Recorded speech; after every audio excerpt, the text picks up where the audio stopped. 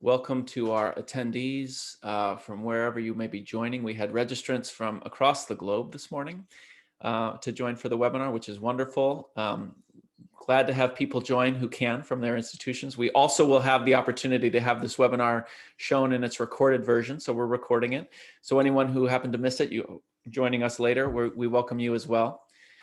My name is Ryan Derby Talbot. I am the founder of Reimagining Higher Ed. I have previously been the Chief Academic Officer at two institutions, Quest University Canada, Fulbright University Vietnam, that have been engaging in questions about innovation in higher education. And it really has become my passion to talk about ways that we can innovate in higher ed to make significant changes and improvements to students' learning experiences, which is an especially timely conversation given all the disruptions that we are facing in the world of higher ed today. So Reimagining Higher Ed includes several webinars, and this webinar series we're doing on innovation in higher ed is meant to showcase the innovations that different institutions have undertaken as they're going about thinking of ways of making changes in their institutions. What I find about innovation in higher ed is there tend to be a lot of pocket innovations happening in all kinds of different environments, some new institutions, some traditional older institutions, but we tend to not know what each other is doing. So this webinar allows an opportunity not only to learn about what others are doing, but give a sense of community and provide a space to share in our collective learnings about what we're learning through innovations. Today's topic is one of my favorites. It's about experiential learning. And experiential learning, how to use it effectively in our institutions. And experiential learning has we could talk about it broadly and philosophically. It has some roots that go back to John Dewey's notion of involving direct learning and learning from experience, learning by doing in one's educational endeavors. There's some very great pedagogical value to learning from experience. And indeed, there are useful frameworks, one being the Kolb experiential learning framework that helps educators think about how to structure experiential learning opportunities. So this is a very rich topic from a philosophical point of view. For today's conversation, we're really going to be focusing on the practical point of view. How do you help develop, create, and improve experiential learning for students in universities and colleges?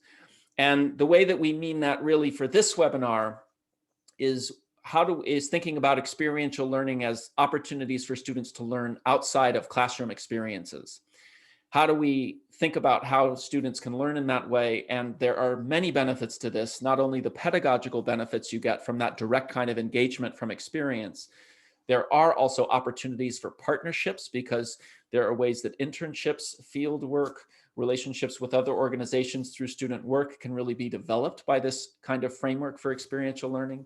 Not to mention opportunities for career development, because as students are able to do learning experiences outside the classroom, they're able to make connections, learn about different fields, learn about different industries, and we'll have much more to say about that shortly. So the question that we're going to be engaging with together is, how do we establish experiential learning activities as formal parts of students' education? How do we integrate them in programs? How do we fit them with the curriculum? How do we provide oversight for them? How do we make them really high quality experiences? That's what we're going to be focusing on. And our panelists today come from institutions who have been engaging in these questions for quite some time. So Bennington College in Vermont, Prescott College in Arizona, we have panelists come from those institutions. Those institutions both happen to be members of what is called the Consortium for Innovative Environments and Learning, CIEL, which is one of my favorite groups. It's a group of institutions that have been engaging in innovation in higher ed for quite some time. And most of those institutions come from sort of two different eras in the past 100 years. One from the late 20s, early 30s, progressive era of education, really founded on principles of John Dewey. Bennington College, for example, is from that era of time of trying new progressive educational model. And then also in the late 60s and 70s, there was an influx of other institutions attempting to do new kind of interdisciplinary, more student-focused, with great alternative options programming. And that's, for example, Prescott College's history. So these two institutions have been engaging in these kinds of questions for quite a while. They're unique in their own ways, and they've been able to really cultivate experiential learning programs that are highly effective. And so we'll learn from the history, from the lessons from these institutions, and not necessarily, I mean, each institution will need to develop experiential learning programming in its own way. So it's not so much about what is the best way to do experiential learning, but how do you really develop those programs effectively? So that's enough from me. I'd love to have the opportunity for our panelists to introduce themselves, and then we'll get on with our questions. So Faith, would you like to start? Sure, thanks Ryan, and really good to be with everyone today. I'm excited for this conversation. My name is Faith McClellan. I'm from Bennington College, where I serve as Associate Dean of Career Development and Fieldwork Term. I've been at Bennington for 6+ years, and prior to that, I was in the nonprofit sector for about 15 years, including some adjunct teaching and some time in workforce development. Good morning. I'm Erin Lutz, and I'm at Prescott College in Arizona, and serve currently as the Dean of On-Campus Programs. Most of my 21 years here has been as a faculty member, and so in that time I was in the Adventure Education Department, which leads seamlessly into administrative roles, believe it or not. So my current role as the dean allows me to have this kind of bird's eye view over all of the curriculum at Prescott College, and I'll talk more about the different modalities and the wide variety of curriculum that we have at the institution. Thanks for being here. Great. So delighted to have you, Faith and Erin. I always find that just even in preparing for these webinars, the panelists and I, we get into conversations that are always enriching and interesting ourselves. So, I mean, there's many questions, there's many opportunities for engagement. Speaking of which, if you have a question you would like to ask the panelists, there is a Q&A function you will find on the bottom part of the webinar screen. Please use that to submit questions. Your questions will come directly to us up in the panelists section, and will only be seen by us, and we will fold those into our conversation. There is also a chat function which you are welcome to use. The chat function is normally to be shared between attendees. If there's something you want to share with everybody else attending, that's fine. I will be paying less attention to that. So if you want to have attention to make sure something gets into the content of the conversation of the webinar, please put it in the Q&A function. You can do that at any time. We may not be able to get to all questions, but we'll do our best.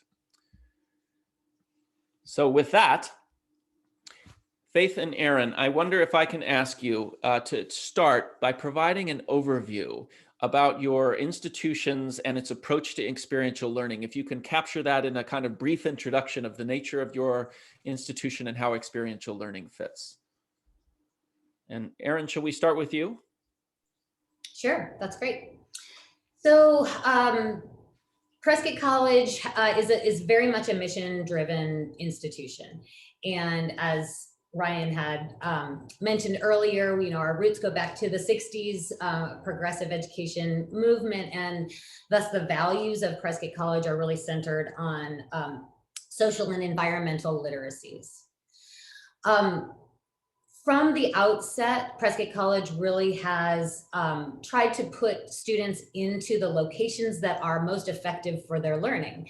One kind of stat that our admissions department likes to throw out there to prospective students is that we actually have more vans than classrooms, and it's true. So, we really want to put people into either, outdoor field-based settings or community-based settings or organizations and institutions where the students can really learn from that work that is already happening as practitioners, but then connect it to the theory that they're learning with their instructors in the classrooms and so on. We are, dedicated to experiential learning in such a way that a couple decades ago, we had the entire college accredited by the Association for Experiential Education. So commonly the AEE, Association for Experiential Education, reviews outdoor programs that highlight experiential education. They're looking for risk management practices, hiring practices. They're looking for pedagogical underpinnings of the program that really fit with experiential learning. And because of how dedicated we are, we actually have our entire school, not just our outdoor majors, but the entire school, grad and undergrad, online, on campus, accredited by the AEE, which is great. How does that approach to experiential education look? What's the illustration? I'll just give a few examples. In our undergraduate on-campus program, all students come to the college starting with an immersive orientation. It's either community, kind of Prescott-based, or it's wilderness-based. For the 50-year history, most students start in that wilderness-based program where they're doing 3 weeks of backpacking. The intention is not to create backpackers. The intention is not to, give a super fun experience to people comfortable with camping. The experience is rather to bring a group of individuals together from many different backgrounds who are each going to study, any of our disciplines and build a community. Any experiential learning has got to start with community. So those students are challenging themselves, learning from that challenge, supporting each other, having a shared experience that's drawn upon in all of their future classes. And really the orientation experience is talked about for their following 4 years. So that's one way, is really building that community from the outset helps really actualize experiential learning for the following 4 years because they have each other as community and support. Our teacher education programs have been a large part of Prescott College, and decades ago, we had a focus on educating teachers from reservations around Arizona. So Navajo, Hopi, different nations in Arizona, we would try to get students to study in our limited residency program where they could do it from a distance. Still really, fostering the skills needed to then apply them. That's the key, is like, we want them to be learning theory that is immediately applied. So things like a teacher education program has always sat, squarely in our focus on experiential education. Last thing I'll say is just that all of our curriculum it's designed for practice. So, you can imagine that with our adventure education students that are practicing their technical skills to then run a program for their clients in the future. But also our human development students are sitting in a room with a one-way mirror practicing counseling skills. They are going into organizations where they can observe and then and integrate with actual, counseling sessions that are happening with real clients. That happens, same with education, same with environmental studies. We want our students out there collecting data, experiencing the work that they might do in a future career. So designed for practice. And maybe I'll stop there, give Faith ample time. Thanks. That was so great to hear, Erin. I'm even more excited to hear more as the conversation progresses. I'll say a little bit about Bennington College. We are a small, rural, progressive, liberal arts college in Vermont. We were founded in 1932, what Ryan described as a time of early progressive education thinking. John Dewey was a real catalyst of thinking at Bennington's founding. So Bennington was the first liberal arts college to require an annual work-based learning experience for all undergraduates. And that still continues today. So every year, all of our just under 800 students complete a annual 6-week internship, research endeavor, service project, apprenticeship, entrepreneurial venture, or professional certification. And these fieldwork experiences are also scaffolded by reflective learning opportunities, work competency evaluations, mentorship, and curricular integration. And so our work integrated learning model is designed to teach students really how to put ideas into action, how to forge connections across fields and across industries, preparing for the future of work, and really to create new pathways that are perhaps nonlinear and self-defined.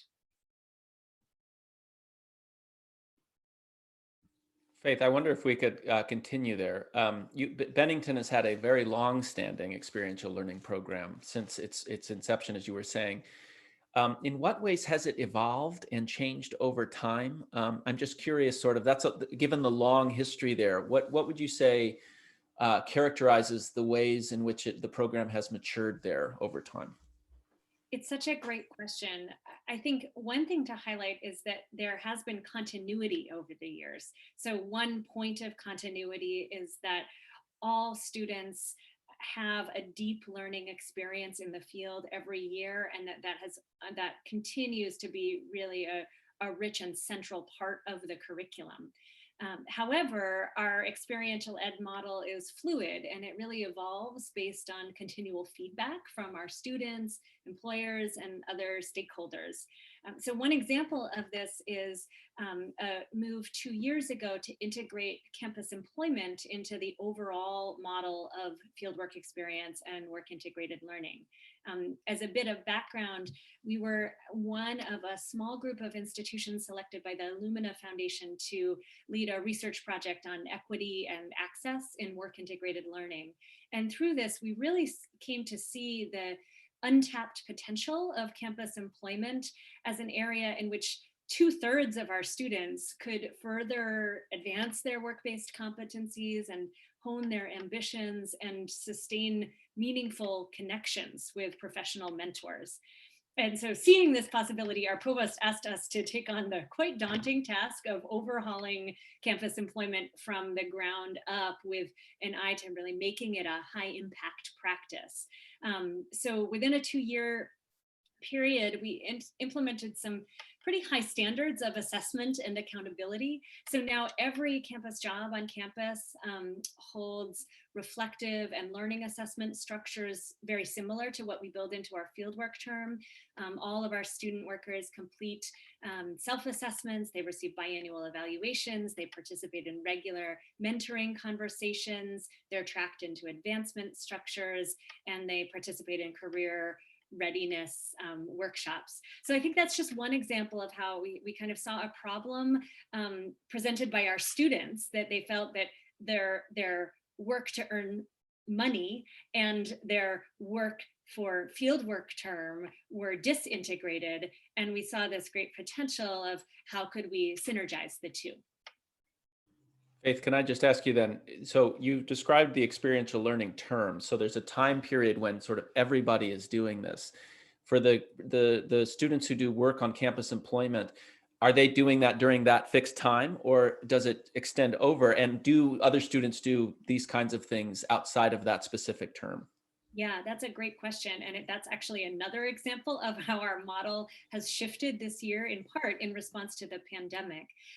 Our signature fieldwork term program is 6 weeks over the winter in January to mid-February. However, more and more students have sought and really requested to do fieldwork term in the summer, given that nationally 2/3 of summer opportunities are fully paid. Many of the more prestigious companies that are really targeted by some of our less networked students who are seeking upward social mobility are in the summer. And so given that, we have expanded our model to be year round. So the winter is still the dominant fieldwork term, but many students complete in the summer. And in terms of campus employment, students hold a job or that is typically 8 to 16 hours over the course of the fall and spring terms. And that job, if it meets certain benchmarks that align with students' learning objectives, may count as one annual field experience. Great. Okay, thank you. Erin, I also wanted to ask you that same question about how you've seen experiential learning evolve at Prescott over the time that you've, how has it matured? Yeah, I wonder if I should just roll that into the next question, because some of the things I would say are similar to the responses to that next question. Do you want to ask the question formally so that's out there, or should I just start talking? Do you mean the one about preparing faculty, students, and stakeholders? Well, okay, never mind. I think you have laid it out there clear enough. Sorry about that. Okay, so as Ryan and Faith had mentioned before, John Dewey is sort of a founder of experiential education, and someone who we were taking cues from decades and decades ago. And what John Dewey would tell us is that our curriculum should, apply directly to students' lives and build on previous learning, and require practical application, as well as, be reinforced through reflection. So with those as principles, we had begun our kind of commitment to experiential learning, oftentimes with the theory that, we can let the mountains speak for themselves. If we put students into a real life situation, we barely have to teach. The situation itself will provide all of that that learning. And while I do believe that that is a that works in many settings, over the decades, with risk management and more conservative families, what they're willing to allow their students to be exposed to, I think that as an industry, we have cut back on that, just letting the mountains speak for themselves. But, how has that evolved? I think there is more of a balance between the discussion, the students bringing content to a classroom and then applying it, and then coming back to that classroom, discussing it, students adding more content, the instructor adding more content, and then applying it. So I would say all of our resident undergrad programs kind of use that model, where there is a syllabus laid out, there is a plan, there are lectures, but there's also this just reiterative cycle where the student brings the input, faculty can bring an input, it's then applied, processed. And so over time, I think that we went from a highly residential college, where most of our students, if not all of our students in the very beginning, lived on campus, to what we are now, where 2/3 of our students are actually online. And we have quite a few new graduate programs, very much mission and vision aligned. We have a Master's of Science in Critical Psychology and Sustainable Food Systems and Resilient and Sustainable Communities and Social Justice Community Action, Community Organizing. So how are we doing this kind of immersive experiential education with our online students? And a professor and at one point Dean Bev Santo at Prescott College coined the term community-based experiential learning. And so in those classes where the students are studying from their own communities, they're distance students, all of the assignments are asking them to go into their communities, to gather input, gather information, gather data from their communities. It could be their workplace. It could be that they are doing it through an internship type program. It could be that they're just seeking out sources that have to do with what they're studying in the moment. And that's what's brought back to the online classroom. so that they're not just integrating with, you know, learning management system forums or papers that they're writing and sharing with their peers or their faculty. They are applying their learning in their classroom and bringing that back, real life experiences back to the classroom. So I think that evolution for us has been really going from, you know, a residential model with immersing students in intense situations, letting them out and speak for themselves, to more facilitated experiences where we're still pushing the students to challenge themselves to get into their communities or field-based settings, but then bringing that back and processing it as a group with a little bit more facilitation.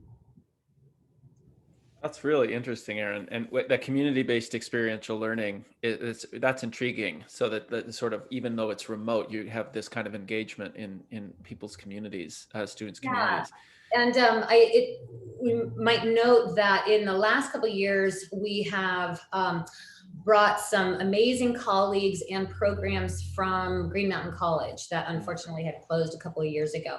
And they do have always done a similar thing, calling it bioregional approach to experiential learning. So that community-based experiential learning, bioregional approach, kind of the same deal. I think you also hit on one of the important parts about experiential learning, that talking about at high level, you know, you said it really well. The mountains will do the teaching for us. We just need to put the students in them. And there is some truth to that, right? But this is, I think, a pretty significant stumbling block or challenge as people are thinking about implementing experiential learning, is how do you set people up to really on the ground have effective experiential learning opportunities? So you're not just pushing them into an internship, and, you know, not just sort of sending them off on a backpacking trip, or not sort of sending them out into their community.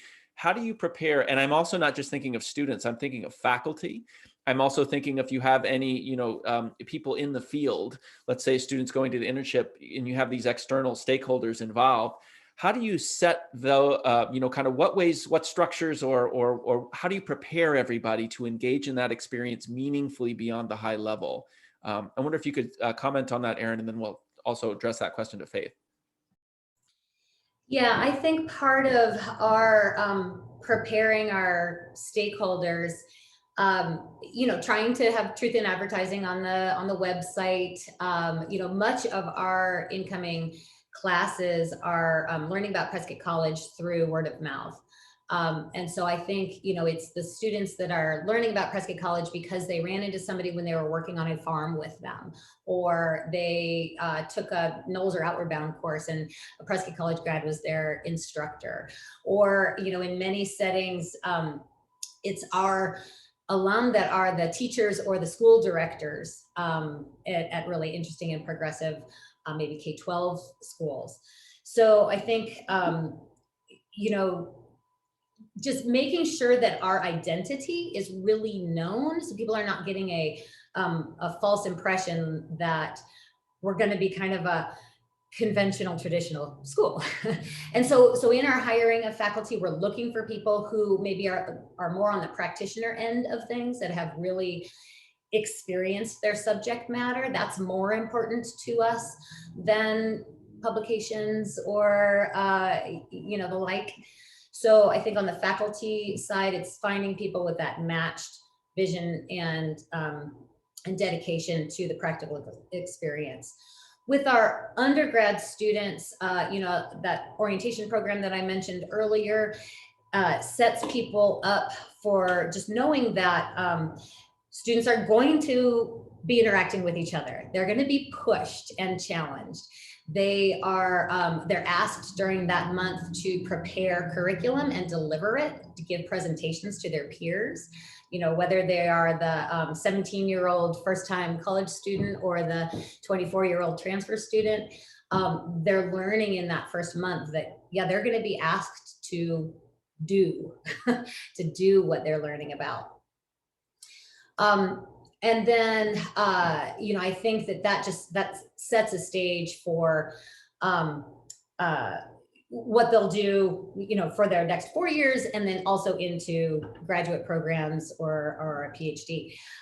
When I am interacting with parents at like a prospective student day, I want to cut to the chase right away and say, hey, you're at a progressive college, you're considering a progressive college, it's going to be different. Let's talk about how this is different from a traditional university.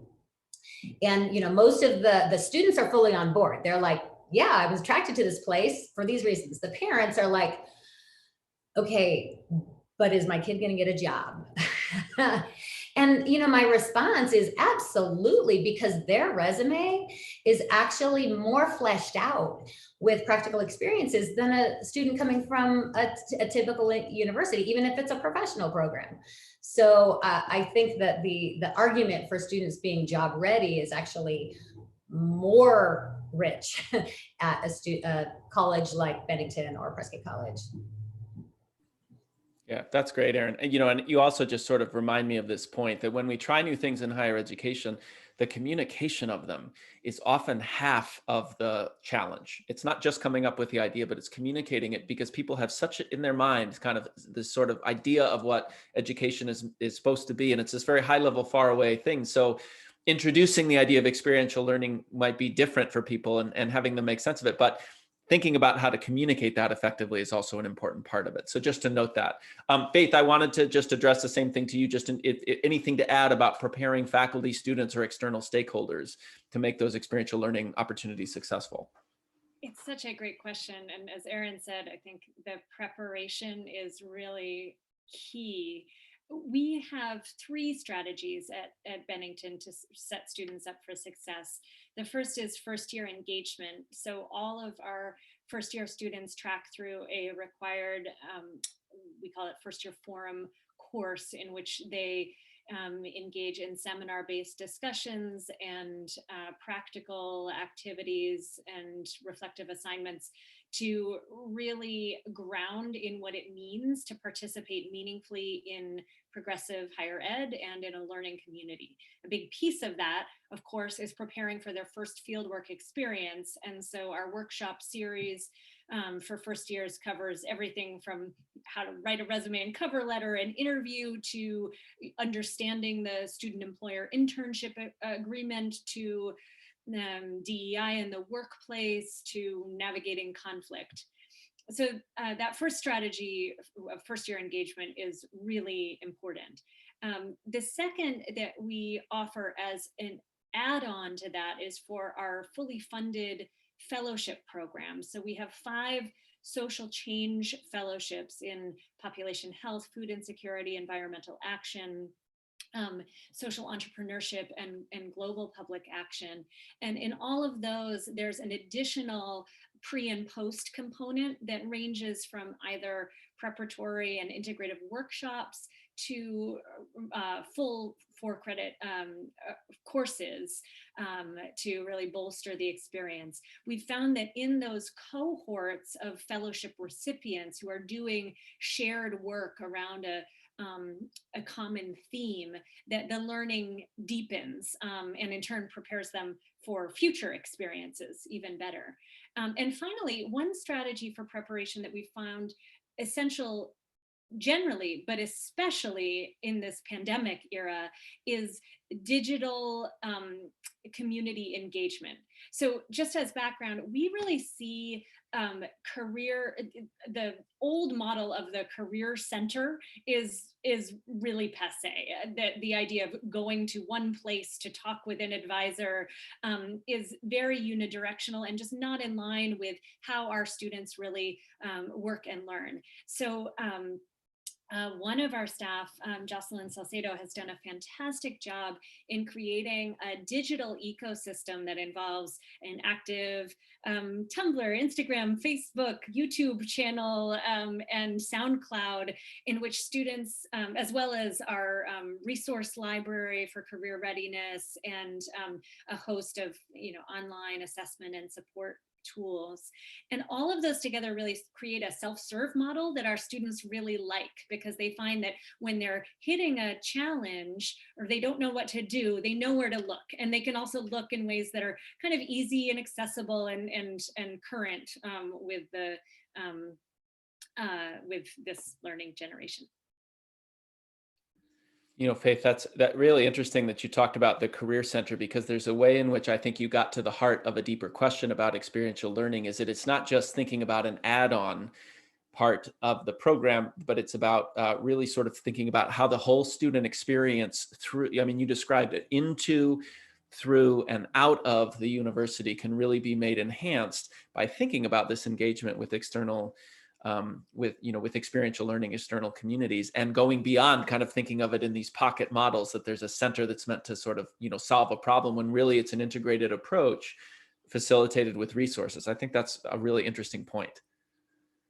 Let me ask the hard question the hard question in education. It's great ideas. How do you know it's working? So assessment and evaluation is always one of the challenging questions that educators face, because what we're doing is this amazing, magical, mystical process of having people learn, but then we want to be able to evaluate it somehow. Faith, let me ask, how do you think about that question regarding experiential learning? Well, I love that question, and evidence-based assessment is really right at the core of what we do. So we have a whole host of surveys that capture qualitative and quantitative data. Notably, all of our students who participate in their annual fieldwork term are required to complete an annual student experiential learning survey, where we capture data about efficacy, satisfaction, feedback loops, the experience at the work site, and more.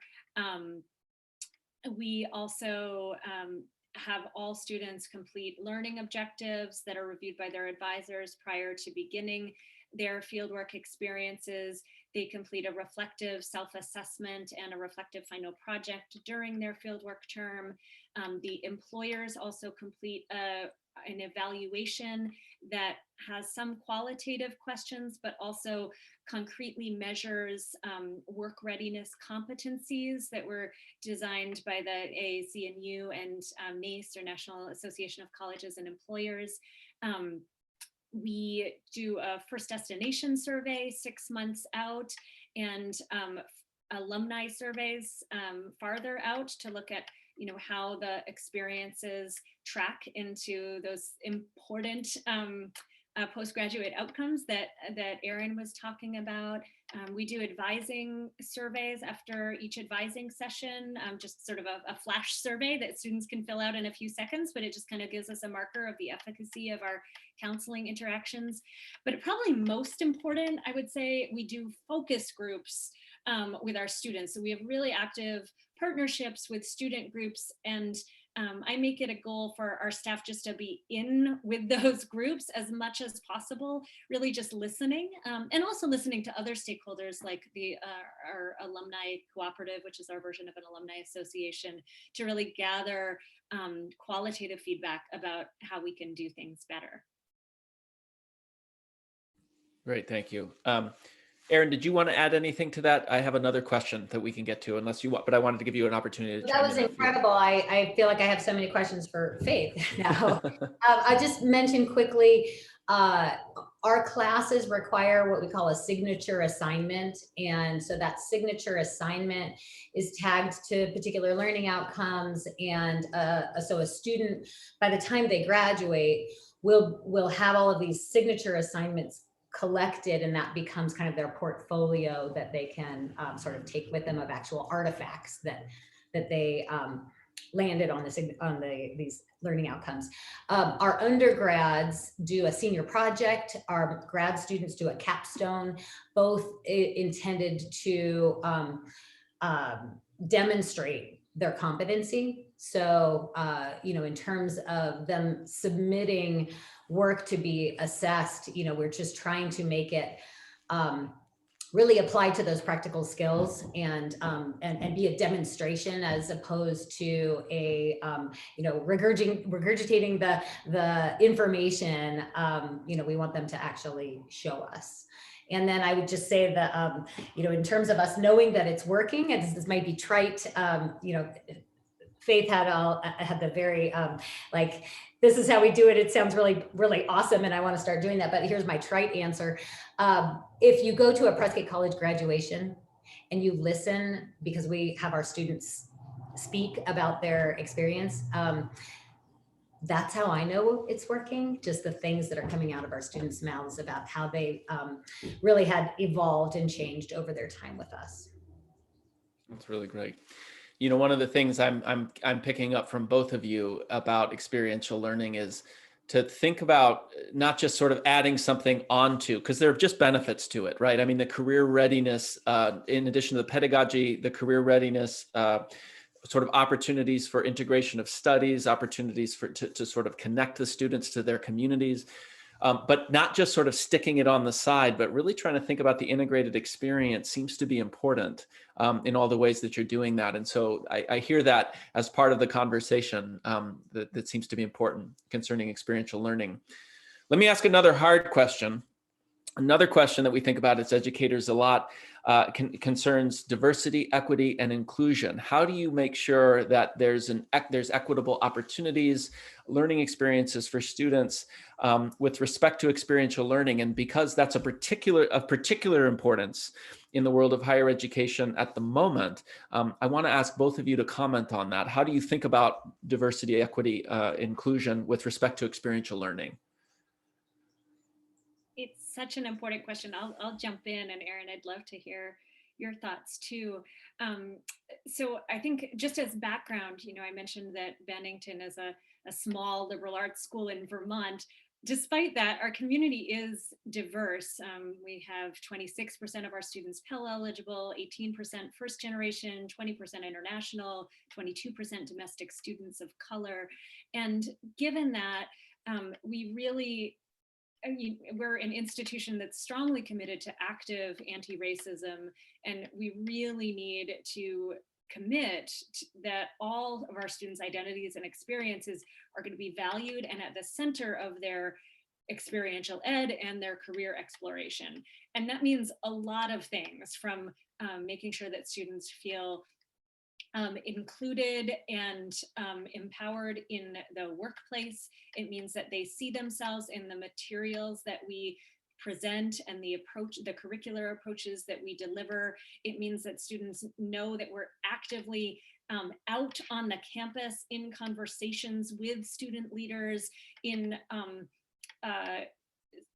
really real ways, because these are, of course, challenging dialogues now, and they should be. So as one concrete example, this summer, in partnership with student leaders and with our Office of Diversity, Equity, and Inclusion, we completed a diversity audit of all of our Career Center materials and resources and structures. And that was really illuminating. And in that, we identified 3 areas that we're really focusing on now. 1, enhancing employment network access. 2, measuring social mobility over time.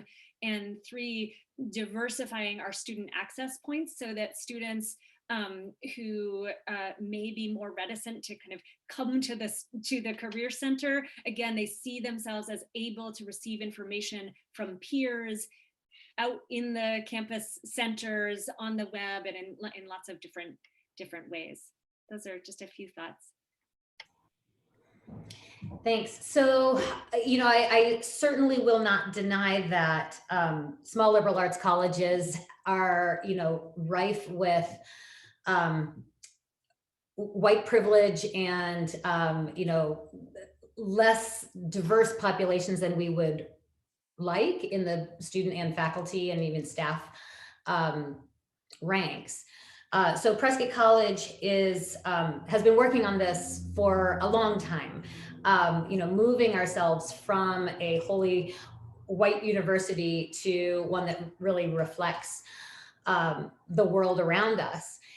We currently do have 60% Pell eligible students. When you look at our programs in general, we've got a 30% student of color statistic. It will vary from one specific degree to another.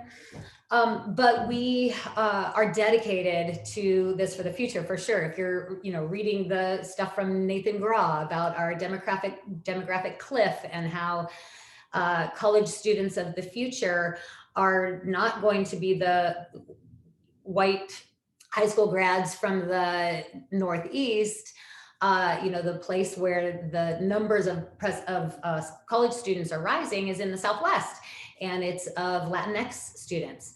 So Prescott College wants to be ready for that and responsive. We feel like we have the right mission and values for a diverse population, for sure. So how are we morphing to be better situated? It starts at the board level. There's been huge work amongst our board to diversify the membership of our board. And so our board is becoming younger. It's becoming more racially and ethnically diverse. We're attracting people who are not your typical, higher ed gurus, but, from many different avenues for our board. We're also strategic planning. Currently, we're not looking to create a 10-year strategic plan. We're going for 3 to 5 years, and that 3 to 5 years mark, everything is being filtered through a lens of DEI. So we newly hired a chief diversity officer. That person is looking at our structures on campus, as well as curriculum, really just the way we do everything, and letting us know, like, this isn't up to snuff, or here's a better way to do that. So really everything kind of looking through that lens. One thing that I think, also, I guess another major pivot, because of where we are situated in the country, we are moving towards becoming a Hispanic serving institution. And, clearly rates of ethnic and racially diverse students will rise in an HSI, Hispanic serving institution, but the numbers are not the point. We need to be an institution that is actually serving them well. How can we better serve students that are first generation? How can we better serve students from different ethnic and racial backgrounds when higher education in and of itself is such a white institution? So, those are the things that are on our minds right now. So I'm getting, again, it's this integration here. It's not that, like experiential learning is to the institution. So as the institution is dealing with questions of its identity, it's reflected in experiential learning as kind of a core principle to which the institutions are committed, and integrating that together. That's, again, what I'm getting from you both. We did have a question from an attendee who wanted Erin to ask if you would expand for a moment on community-based experiential learning when it's done online, and if you could perhaps give an example or two briefly to just flesh that out a little bit more.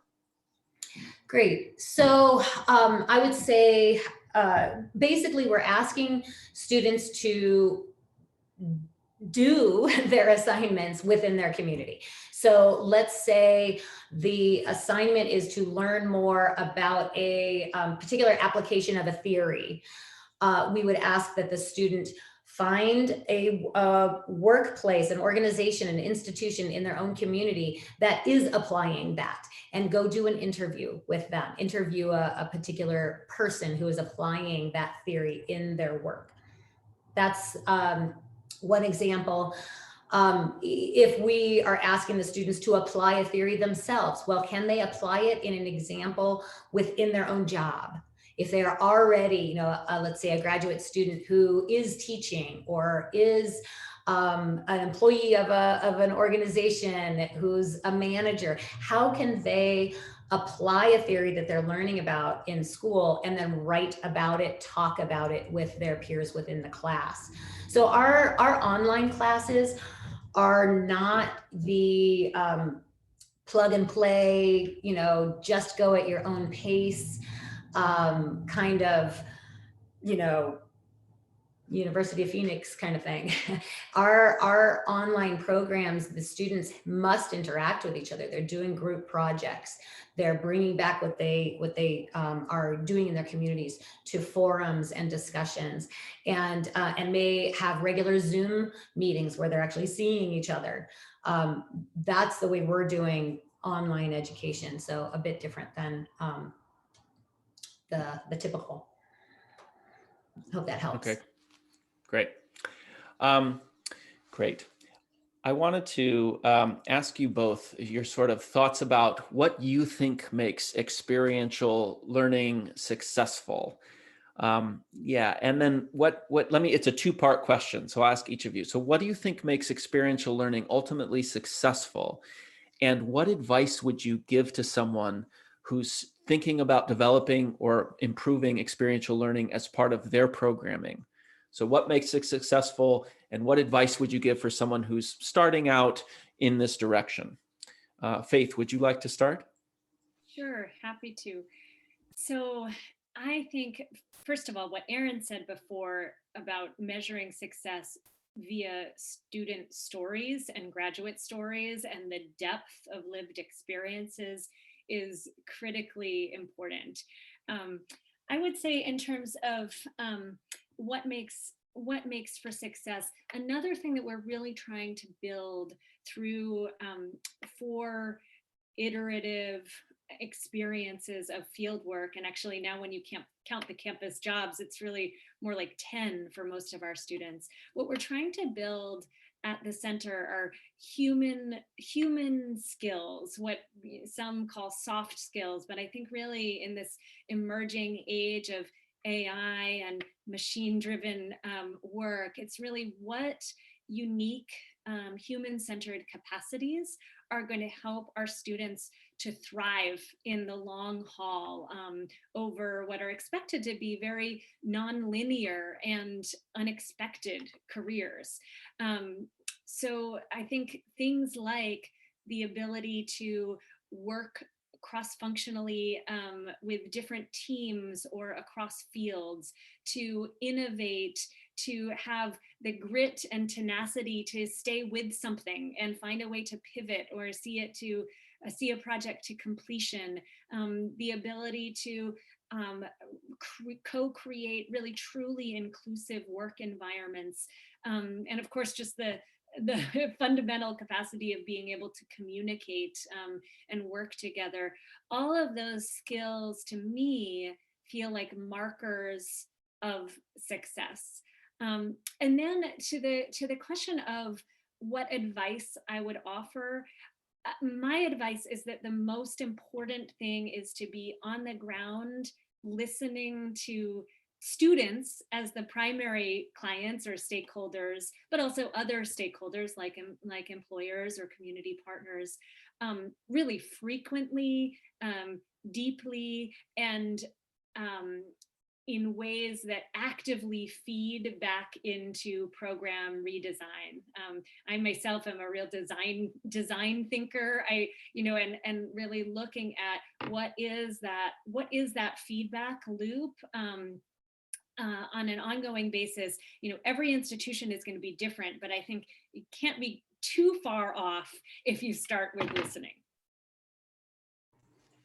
That's really interesting, Faith. And you made me even think that, experiential learning kind of provides a little micro lab for testing out ideas and innovation itself, right? Because a student will go do a certain kind of experience, and maybe they do it with a group or in a particular community or at a particular location. And the feedback from that might actually produce some really interesting pedagogical ideas, right? For actual classroom experiences or other parts of the student experience. So paying attention because there's this sort of, diversity of experiences that is happening with students having experiential learning. Paying attention to that actually, I think, helps keep the texture of the educational experience at the forefront. Yeah. That's right. Okay, fascinating. Erin, Yeah. same question, success and advice. Right. So what she said, I think, I agree with everything that Faith mentioned. And I think that feedback loop, hearing what the student experience was and being able to adjust, shift, evolve, you know, Prescott College does have a reputation for its adventure education, outdoor leadership degrees. And I think because of our long history with that, we have always been an institution that's ready to take risks. And so that applies to all of our curriculum. We are ready to shift when the political landscape shifts, right? We're ready to shift. We don't have a long time frame or bureaucracy that stands between ideas and implementation. And I think that that is really, really important. On the just kind of micro level of creating experiential activities, my mind goes back to my master's degree at Mankato State in experiential education with Jasper Hunt. We talked about not building sugar cube igloos. So that is basically an illustration of like, just because your hands are moving and you're making something doesn't make it experiential. So if you ask a group of school children to learn about Arctic cultures or learn about you know, indigenous peoples in the far north, by asking them to construct an igloo out of sugar cubes, are you really teaching them anything about those cultures? No, you're showing them how to stick sugar cubes together, right? They don't even melt or, you know, it's not the same thing. So I remember that all the time, like, okay, is this activity or this assignment that I have just created a sugar cube igloo? Or does it actually ask the student to apply some, you know, knowledge or practice in ways that that are real? Yeah, that's wonderful. It's a really helpful analogy, and especially as a check, you know, and what I find with the case with educational ideas, it is often the case that a gloss of an idea isn't going to provide the value that the depth of reflection on it and willingness to try it out in a variety of contexts will. So experiential learning is one of these things that you can say tritely that it's learning by doing.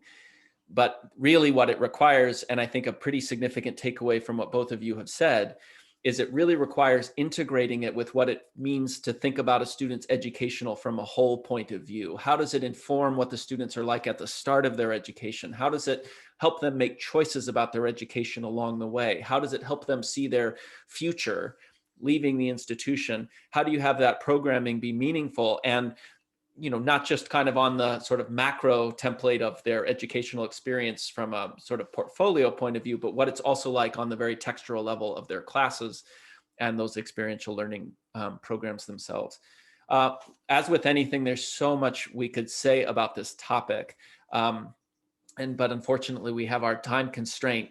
So I wanted to say thank you very much to our panelists, to Faith, to Erin for sharing from your wisdom from decades of experience, both at Bennington and Prescott, on how you've done this. And it's been interesting to hear your points of view on a similar topic, but certainly with different approaches. And thank you very much, attendees, for joining.